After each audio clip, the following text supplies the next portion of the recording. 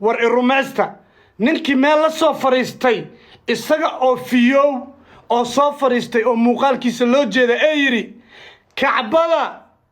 waxaa igala qiimo badan oo aan ka jeclahay garoowe ilaaha idinku dhaarshaye ummad islaamanahe ninkaas miyuu fiyoobay mise ciidanka bakeeriga uu ahaayo 6 saac ku maqneed jawaabtaas isiya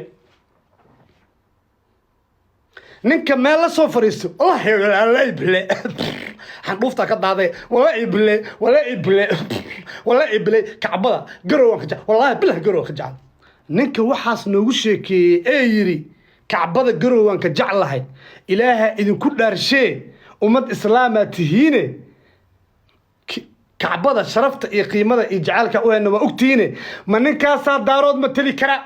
وردارود وهردة ككعة وردت شرف لها إذن متلي كرا وواحد إذا كده شدت قيمة له وروان بحي واحد عبتو إذا أنا أسكسو ديسيسين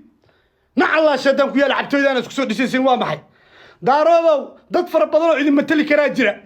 وريال إذن دين كنا متلا وأنك فتديس عشان أنت قمر على إن نيجيريانا كتاجي محكمة ديس ولي أي صعته والله كفصدين ودودا أيوة أسأل حليري وأنت نيجيريان من was كفصن you محاق بيس عليري what was you doing عمل أسأل عليري and I was drunk I drink a lot of beer I didn't know أسأل يقول تاجان